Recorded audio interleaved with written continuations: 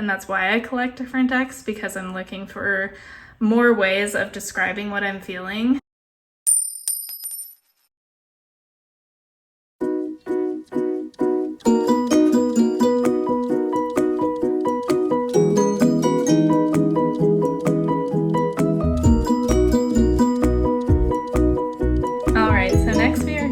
Into Marseille style decks. So I really didn't know a lot about Marseille style until I actually bought this deck because then I realized, oh, there's a whole different system to these. A lot of times I buy tarot decks because of the art style. To me, it is like collecting artwork. Really buy them because I feel some kind of connection to the art depicted in the cards. It would be like buying a piece of art, but I'm buying 78 pieces of art at one time. So that is where I come from a lot, because I just feel drawn to them and I like the way they look and the way they make me feel. So I have bought a few that are Marseille Pip style, but I haven't gotten into reading Marseille style yet. I do have a book I want to read and really do a deep dive along with it, the way I did with 78 Degrees of Wisdom. I just haven't gotten there yet because of life and all that. And you know, you always go back to your safe space when you really need it. So we will get into that in the future, definitely, and I will take you guys along for that. This is the Ancient Italian Tarot, and this is probably the deck I'm going to use for the deep dive into Marseille. You might ask why I don't have a Marseille deck. It's because of the art style. Again, it's like RWS, where it's like very bright and jarring to me. This is more of a Marseille style that is more appealing to me. So these are the backs, which, you know, very, very pretty, very luxurious, very indulgent. If you aren't familiar, this Marseille Pip style means that the minors don't have any figures. They are more decorative like this, with just the number of whatever the suit is. So similar to a plain deck of cards. Antique looking, which is what I love. If you look at a traditional Marseille deck, it's a little bit more of the RWS style, not cartoony, but this has more nuance and more shading, and you know, it's not as like stark white and things like that. So that's why I gravitate to a deck like this. Love this deck card. I don't have a lot to say about these, but this will probably be my workhorse for Marseille when I get into that. Hopefully we can do that this year, but we'll see. Maybe we'll make it a 2025 goal, and that is the Ancient Italian Tarot. All right, so going along that same line, this is Tarot Noir, and I actually got this on eBay, and it was one of the first ones I bought because I loved the art style. These cards are huge. They are gigantic, and they have the gold gilded edges, so they kind of hurt. These are really hard to shuffle, so I kind of have to do a modified overhand shuffle for these. Riffle shuffling with these is like almost impossible, but I really love the backs. They kind of look like a Victorian brooch to me. Again, Marseille Pip style. So the faces on these are that kind of weird Gothic style. I love this tower, so beautiful, and again, the color scheme just jives with me. This kind of antique looking sepia tone, almost pastel, kind of like a darker pastel. I love this moon card so much. Gothic, it reminds me of, you know, Tim Burton corpse bride kind of stuff, which I love. Like when I saw the death card in this one, you know, these minors, I just fell in love and I wanted to get this deck. We will see how working with this goes. The huge drawback to this one is the size. Again, it's like so hard to shuffle. It makes me not want to use it, to be honest. I wish they would make one that's actually a traditional size or even smaller. So if they ever do that, I might buy that and get rid of this one. So that is the Tarot Noir. So kind of along a similar art style, this is the Deviant Moon Tarot in the Trionfi della Luna. This is the regular one, not the weird contrast one. So I kept finding that contrast one everywhere, and I kind of had to hunt this one down because I like the regular one better. The contrast one looks like this, with these kind of weird bright purpley colors. I don't have this deck, this was just included with my deck. I like the more traditional colors, so getting into it, again, very similar to Tarot Noir, but with kind of a a funky, weird twist to it. I really like how the imagery is just so crazy here. It just feels so fantastical and gives me kind of vibes similar to the D&D with more of a gothic twist. Getting into the pips for these. So the swords, again, there will be figures on the court cards of the minors. So you have those, and then you have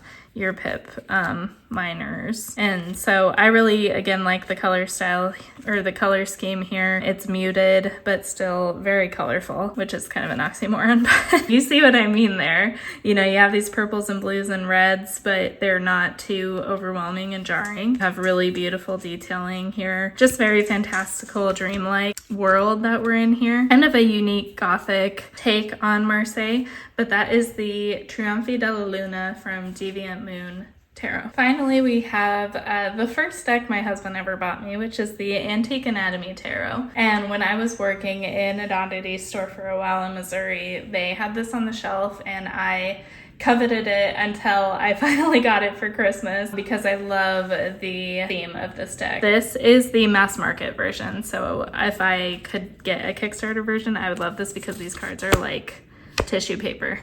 I hate this cardstock and it's so slippery. So again, I'm gonna try not to drop it into my flame there. Don't like these backs. I think they could have done way more with these backs. But then we get into the deck and it's just so gorgeous. And every card has some kind of anatomy element and then usually a botanical element with it too. And there's so much you can read into with this High Priestess. Like, look at all these retained teeth and the others growing over it, all the flowers growing out of the head. It just adds another unique look at what the meanings of the cards are and how to interpret them. So the Hierophant with the like crosses, I think that was a really lovely way to do that. Love this Chariot with the horses. Maybe it's a little morbid for some people. I am into oddities and things like that. I really get into like anatomy studies, especially vintage anatomy studies, like where they have these drawings. Love all of that. So this is definitely up my alley in my weird mind. This is not for everybody. I know that. Love everything with this. And the colors aren't too crazy, but they do still make it colorful with all of the flowers. The minors are different things. So you have rods, which they've used antique medical tools for, elixirs for cups, blades for swords, and then coins for pentacles, obviously. This is just such a unique reader, again, pip style, but I think this would change like the entire way you read Marseille. I am excited to get even more into this deck once I know more about Marseille, the Marseille system. So that is the Antique Anatomy Tarot. Okay, we only have 2 more sections to go, and they're the biggest ones. We're gonna start in with the animal and nature related decks. So I am starting with these 2 decks by Taylor Holtquist Todd. Both of these are Kickstarter versions. The first one that I have is the Ocean Tarot, and I actually worked with this one, did a little bit of a deep dive 1 month last year, and I really enjoyed it. These are the backs with all of these different kind of fish and sharks and things. They have the gold gilded edges, which they did hurt my hands a little bit, so just fair warning if you look into this one. All of the cards in this deck have this kind of marine theme to them. I love the color scheme, this kind of like deep sea dark vibe going on, and I love her line work and all of the shading she does. I just love her style of art. It's so gorgeous, and it really helped me connect like a lot of these, just something in them, guys. I don't know what to say about them. I just say something in them just hits right for me. The color scheme and all of these different little inclusions of different sea life. In her guidebook, she does actually go into the animals that are featured on the card. So she'll go into the card's meaning and how it relates to the animal she has featured, which I really enjoyed because that gives it another layer. Again, it's talking about, you know, these certain animals here really gives you more of an understanding and a more of a way to connect to the message. And it might be a totally different way from a message you connected with on the same card from a different deck. And that's what I really love. And that's why I collect different decks, because I'm looking for more ways of describing what I'm feeling. And I think that's where you get into a lot with these different decks, is that even if you get the same card 2 different days, it's not going to be the same way you feel each day. There is no formula or way to move forward or anything like that. So having different decks like this really opens it up for me to feel seen and heard and help me work through whatever I'm getting through day by day. When I heard she was coming out with the Earth Tarot deck, I knew I had to get on that right away. So I haven't had a chance to work with this yet. This was released last year, and this is the Kickstarter version. All kind of like earth-dwelling animals instead. Really gorgeous green, gilded edges. I am looking forward to reading with this deck. I think it's going to give me the same vibes with just different animals. I will probably have more connection with this because I'm not as, like, I love marine animals, but I am way more familiar with earth-dwelling animals. So I think I will have like more connections with this deck and be able to work through messages like a little bit easier with this one versus the ocean one. So that is the Ocean Tarot and the Earth Tarot. All right, so again, this is one that we've probably all seen on the internet. This is the Wild Unknown Tarot. This was, again, one of the first tarot decks I bought. So I bought our tarot, this one, and my regular RWS. I was just taken with the art style. I was taken with the black and white with bursts of color here and there. I tried to do a deep dive with this one. I didn't get very far. I would like to try again, because I do find a lot of connection with the cards in this deck. It is a little bit more difficult than some other ones just because some of this, like this line work, a little off-putting to me, a little bit chaotic to me. Kind of a minimalist take, but a lot of the pen work is really beautiful. I think she did a really good job of pairing up animals like Mother of Cups, and I really like the book. For this one too. I think she does a good job of relating interpretations of the cards. This tower, I think, was one of the cards that sold me on it because I love the nature application to it. If I'm going to reach for a deck, this probably wouldn't be it at this point. That doesn't mean I won't connect with it later. It is one of the first ones I bought, so it has a special place in my heart. So that is the Wild Unknown Tarot. Next we have the Wooden Tarot. I've pulled with it a couple times here and there, but I haven't really gotten into it because the system is just so different. So I really want to do a deep dive in with this one, and I have the Oracle as well. So I really want to do like maybe a couple months long deep dive into really working with this. Imagery is just so gorgeous, and I really feel connected to it, and I really want to dive into it. It just feels like this unknown world that I feel drawn to. I just haven't gotten there yet. I'm hoping once we move, I can really focus on some of these deep dives I want to do, really get into them and learn and develop my practice outside of my comfort zone in the RWS. I think it'll be really fun, and feel free to chime in with any interpretations you guys have, recommendations you have working with these decks. I would love insight you guys have. So that is the Wooden Tarot. Okay, so next we have the Forager's Daughter Tarot. This one is new to me. I haven't worked with it a ton. So these are the backs. Really beautiful kind of rose gold gilded edges. So this kind of gives me vibes of Wooden Tarot, but with a little bit more. A lot of animal, nature, scenery. It does feel a little chaotic because some of these backgrounds are really textured. It's a little bit intimidating to me, a little bit distracting, but I really love the imagery here, especially with how the animals are incorporated. I really like how varied the colors are. They're still kind of muted but bright with the Two of Swords. I love this interpretation. I think they've done a really good job of composition here and, you know, drawing your eye, working with all the colors with the animals and things like that. It's just so beautiful. I feel like I might run into some issues with some of these textured backgrounds. All in all, I think it will be a good animal and nature reader for when that is needed. So that is the Forager's Daughter Tarot. This is the Tarot of Pagan Cats. And I actually got this deck after seeing a friend at work who had it. I really didn't think it was going to be my thing. It seems a little kitschy and just really not my thing, very busy. But then I got it in my hands, and this has actually become a workhorse deck for me. This is the mini one, so you can see how small it is. It is a little bit difficult to shuffle when it's this small, but we make it work. If I saw these backs, I would never pick this up. So these are kind of RWS style, but all cats. So Los Scarabeo usually has all these different languages, so not really great for me, but you know, you kind of see past that for the scenes. And I don't know, again, what it is about this deck.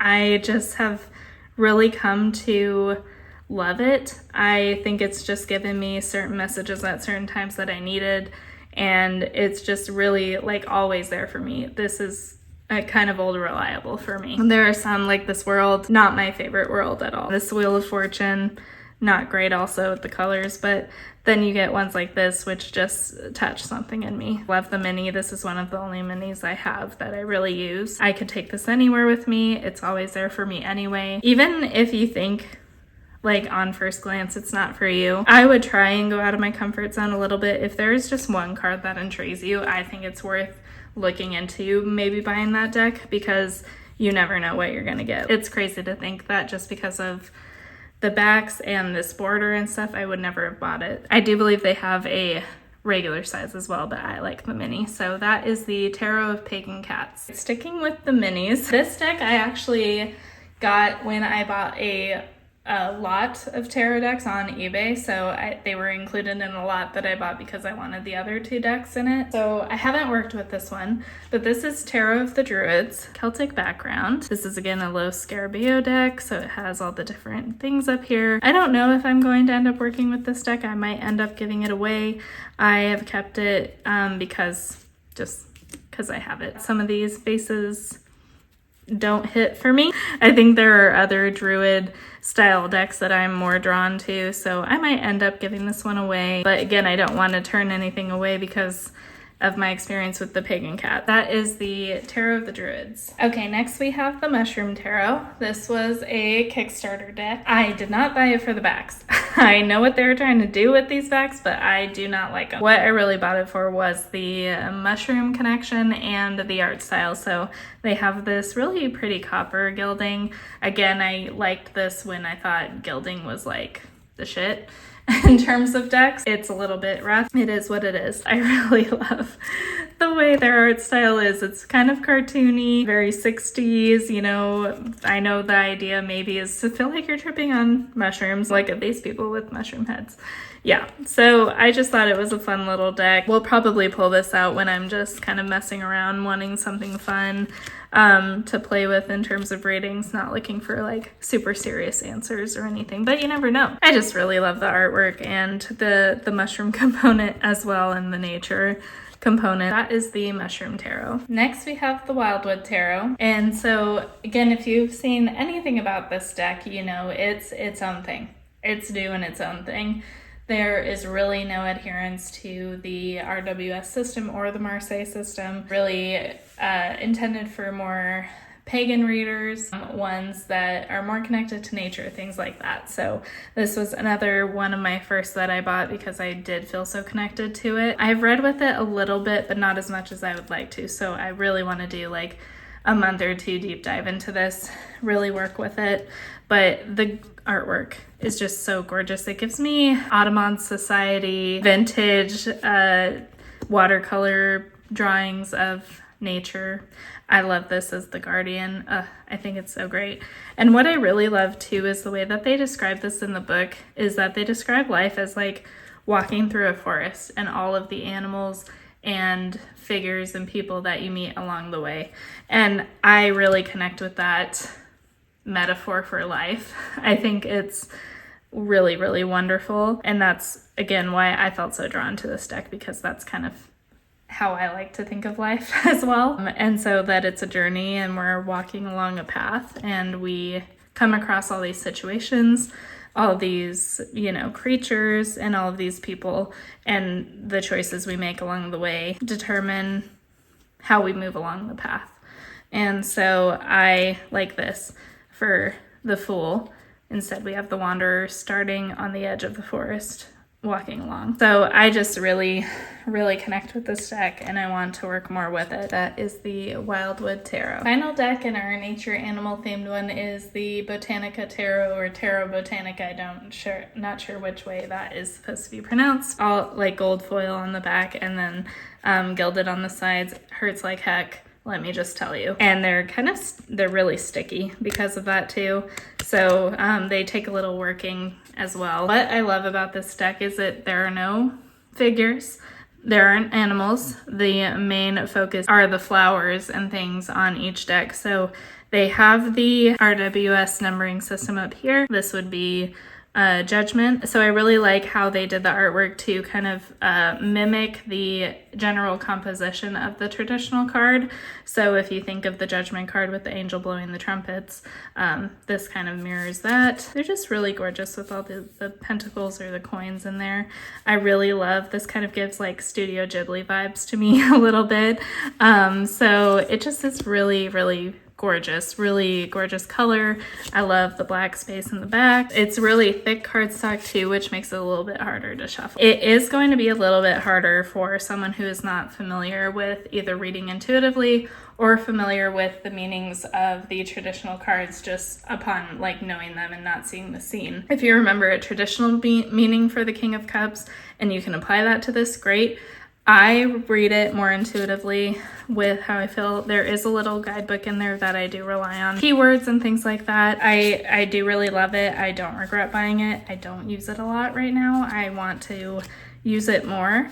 I just haven't found the time, and I gravitate to my safe space. So that is going to be, again, a quest of mine to go out of my comfort zone and really work with some of these decks that are non-traditional organization, non-traditional suits, and things like that, more intuitive as well. That is the Tarot Botanica. For the final category, we are going to be talking about ones that I bought because they have a unique construction, unique art style, kind of a miscellaneous section. Okay, so first off we have the Revelations Tarot. Now this is one I haven't seen talked about very much. The backs are pretty kind of standard, boring. That is also because the actual cards are crazy. What is unique about this deck is not only the art style, which is gorgeous. Each card has basically two meanings. So I don't really read reversals. I want to, but it's just kind of like a lot right now when you're just learning. Sorry, I just realized my candle went out, so I relit that. For reading reversals, normally you just kind of have to go off what is written in books and kind of your own interpretations of what the opposite of the normal card meaning would be. But for these ones, they actually show you an opposite scene built into the card to help you kind of read reversals. For the Hermit, we see the right side up on this side, and if we turn them upside down, you can see that they've worked in a figure and a scene that would be the opposite. So he is in darkness, doesn't have a lantern, kind of struggling through the dark pathway. So I really loved that these were built in because I think it will help me when I do want to focus on reading reversals. I think it's going to be super helpful, and I think it's just so cool that they worked this in terms of the art style. Like they really paid attention to that as the main focus of designing this deck. It is kind of busy and kind of a lot, but it kind of reminds me of stained glass, which I love. Looking at everything I've chosen before, not really my standard, but again, I want to kind of get out of my standard, get out of my comfort zone, and really look into what I can get out of decks that I wouldn't normally grab for, as long as there is something that draws me to them, and there definitely is with this deck. That is the Revelations Tarot. All right, next up we have the Asara Tarot, and I have fallen in love with this deck. It does have this silver gilded edges. You know, you could put this in an animal nature deck because it is kind of more contemporary figures and things like that. It's in my miscellaneous. It has this really unique combination of animal figure, kind of dreamlike scenario here. Every card is really unique. There are not a ton that go together. This isn't like one continuous story. I just think it's so unique and beautiful. The color scheme is really up my alley. This kind of wispy, dreamlike, fantasy, otherworld atmosphere, really up my alley as well. This deck feels like it was designed for me in a way. I have been reading with this for February and really been enjoying it. That is the Asara Tarot. Okay, next up we have the Little Monsters Tarot. These cards are pretty big, not as big as Tarot Noir, but still kind of too big to work with in a way. I have played around with the idea of trimming them. It just gets a little bit hard with how the actual drawings are because they are pretty big. They take up almost the whole card even without this circle. So it would be really hard to trim them. If they made a deck like this smaller, like a 10 size, I would be all over it. So it has these really unique black and white pencil pen drawings of these creatures kind of aligned with the tarot structure. So you have the original minors and the majors, but they are all aligned with these creatures interacting in the scenes. Now this is kind of a minimalist deck, but it still has a lot of detail. There aren't really any scenes. It's all very figure focused, which I adore. I like the strength card a lot. There are some that I just feel like speak to my soul. Just love this deck so much. Really, my only hang up is the size. It reminds me of kind of a spirit world, being able to kind of go to this realm and meditate and get answers through these figures is just a lovely experience. I do often come back to this deck as well. Definitely will see more of this in the future. So that is the Little Monsters Tarot. Okay, next we have the Carnival at the End of the World. Now this is another really unique deck, unique construction. It doesn't really stick to the traditional RWS system. I love the backs and the color scheme. Definitely makes me think of carnivals and circuses. Also have a lot of their own cards, like the Tempest. I love this, not really sepia, but gray tone backs, and a lot of these kind of weird sideshow figures. So reading this is a little bit challenging because it really doesn't adhere to an RWS system or a Marseille system. It's really doing its own thing in a different way than the Wildwood, but I really love all these figures and what you can kind of glean from them. So I really feel like this deck is its own little art critique lesson in itself, a lesson in symbolism, metaphor. This is another one I'd like to do like 1 or 2 months worth of deep dive into it. So gorgeous and comforting to me in a way. I think I bought this deck around the time I saw Midsummer for the first time, so it gives me Midsummer vibes. And I just really enjoy kind of flipping through it, but I do want to do more serious readings with it. So again, it's also just a fun one to flip through and really kind of let your mind wander and see where you go. So that is the Carnival at the End of the World. Next we have a very Arizona American Southwest style one. This is the Desert Illuminations Tarot. Again, this is not one that I would normally go for as far as my regular aesthetic, but I fell in love with it because of all of the American Southwest, Wild West imagery. Just look at these colors. Really beautiful. This is RWS style, but with a Western twist. I love all these images. They have the aliens, a lot of the Southwest tropes, a lot of imagery that you might think of when you think of New Mexico or Arizona or even Texas. So I just really love this. It's so fun, and it's such a fun take on the RWS with that cultural shift. She does a really beautiful job of portraying figures in this. You have the religious influences as well. The UFOs always get me every time I flip through this. The minors are changed. You have these little coins. You have chili peppers, daggers, and then I believe it's vessels like these. And you got your Zorro there. It's just a really fun deck, but it still kind of gives you those answers you're looking for. I think this is really good to connect with if you are living where we are, or if you're really into the Western themes and aesthetic. Love this tower again. I feel like I'm saying I love the tower a lot, but it is one that I connect with whenever I'm looking at deck flip throughs. The tower, death, strength, all of those are really like the ones that make or break a deck for me, as far as if I'm going to connect with it and buy it. Just a fun little kind of everyday reader. So that is the Desert Illuminations Tarot. Okay, next we have the Janessa Jous Tarot. This deck is super unique because of the construction. It's like super long and thinner. Going into the artwork, we have this really lovely purple lilac green color scheme, and then the artwork with the line drawing. It's so gorgeous. Like, I can't even say much about it other than just look at it. I remember seeing this on a deck flip through video, thinking I had to have it, and then it's out of print at this point. There are a couple different editions with different color schemes. I like this one the best, so I hunted down, and I think I eventually got it on eBay. Had to pay a little bit more, but I just love it so much. I don't know what it is about this aesthetic. I don't know. It gives me vibes of that scene in Anastasia where she's dancing with all the ghosts in the palace.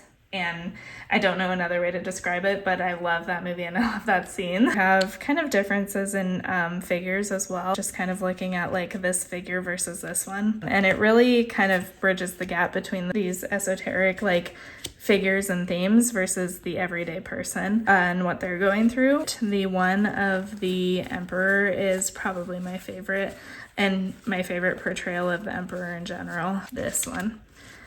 I just love kind of the message this sends and everything like that. It's just, there's so much nuance to this, and I think you could read this in several ways. If you can get your hands on it, I definitely recommend it because it is really lovely to read with as well. So that is the Janessa Jous Tarot. Now, I'm not going to flip through this one because I'm running a little long on time, and I just got this one last year. So this is the, I believe it's the second printing of the Solara Occulto Miliora Tarot, and I knew I wanted this tarot deck when I saw it like immediately because this art is just so beautiful. But I missed out on the Kickstarter, and then they were going for way too much money on eBay for me to justify getting it. So I waited and waited. I wasn't that taken with the Crimson Hysteria Tarot, which is by the same artist.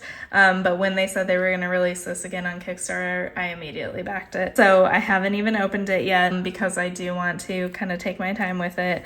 It is so beautiful, and I can't wait to get into it. So that is the Solara Occulto Miliora Tarot. Next up, we have one again that's all over the internet.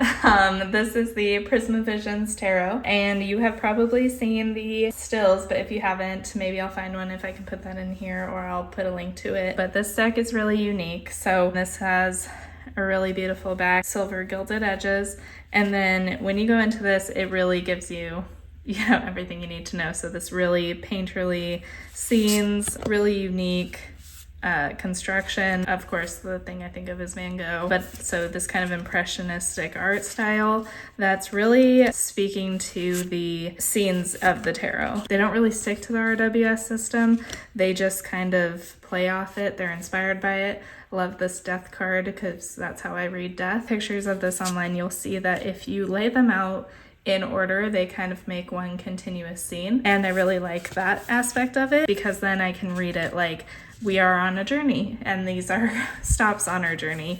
And that is something that I kind of relate to how I think about life. This is a really gorgeous deck. I also have the Oracle, which you can do the same thing, lay it out in order, and it's going to tell you a story. That is the Prisma Visions Tarot. Okay, next we have the Regal Shadows Tarot. The backs are gorgeous, and what I love about this is the art style. So it's got this kind of vintage, Victorian almost style, and then when you go into the actual scenes, they are all kind of portraits, or like you're looking at framed paintings of scenes. I'm an art history buff, so anything like that, you can get my attention that way. The figure work in this and everything that goes with it, all the backgrounds are super decorative, and we have some kind of classical anatomical figure drawing here. Beautiful scene work here. Just the line work and the pen drawing, it's not as frenzied as the Wild Unknown, which I appreciate. So this softer line work with all the shading is really what I would gravitate towards. Like if it was between this and the Wild Unknown, I would choose this one because it's just not as distracting. And I feel like I can work with this deck and not be overwhelmed or anxious. A little bit more kind of Pip style. It's kind of combining both of them, right? So this is similar to the Three of Cups in an RWS, and then we have the cup here to tell us it's cups. So it's just kind of doing its own thing, and I really appreciate that. So that is the Regal Shadows Tarot. This is a little bit of a unique one, and it's kind of my art history buff is showing. This is the Manuscript of Illuminations Tarot. So I am not religious, but I am huge into art history, and a lot about art history is looking at Christian artwork.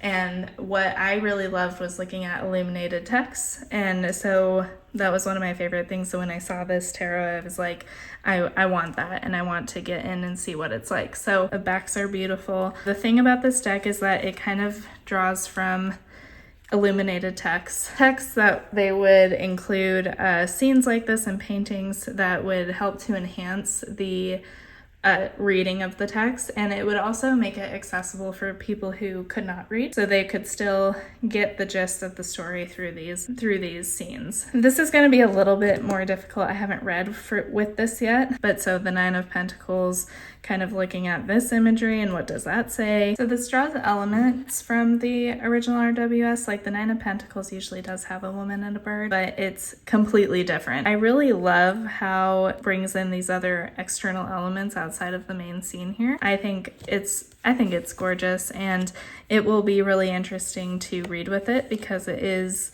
not cohesive like a regular tarot deck that has one scene. I think it'll be interesting to read with, broadening our ideas of what a tarot deck can be and how it can be useful in different situations and different configurations. I think this will be a good exercise in broadening my scope in that way. That is the Manuscript of Illuminations tarot. Okay, we are down to the final one. So this is the John Bower tarot, and truly I bought this one because I loved his artwork. Now you'll see this a lot where they take famous artists' artwork and just throw them in a deck with very little consideration to how they relate to that number in the tarot deck, and this is one of them. I really wanted to see what it would be like to read this as a deck, and I would mostly read this intuitively. So just going off of, oh, I drew this painting, what is this painting saying, and how does it relate to what I'm asking about? I think it's worth it to have decks like this if you are looking to read more intuitively and not really adhere to a specific system. I love the backs, although the colors are weird. Yeah, going into the deck, I will probably modify this deck to take off the top and bottom. I don't like this border weirdness. It takes a lot away from the actual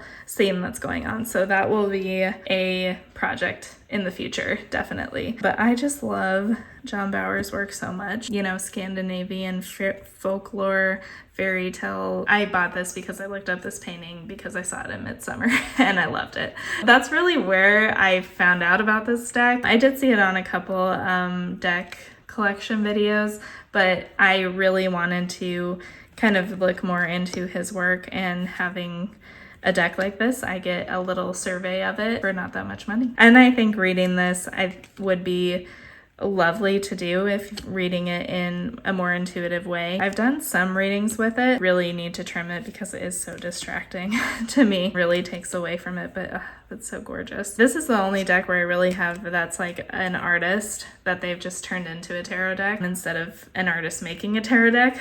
So I might look into that more in the future, but for now we're gonna work with John Bower and see how it goes, what the experience is, and then kind of go from there as far as looking into more decks like that. Just wanting to, again, broaden our ideas of how to read, whether we stick to a traditional system or we read intuitively. Just be open to whatever messages are coming through. That is the John Bower Tarot. All right, thank you guys so much for watching this video. The sun has changed a lot because I had to take a break in the middle. We will do another video on oracles and unique decks because I have a lot of like collector kind of decks that I think are interesting, and so like collectible decks. Do another video with those as well. Yeah, thanks for watching. Thanks for geeking out with me. We'll see you next time.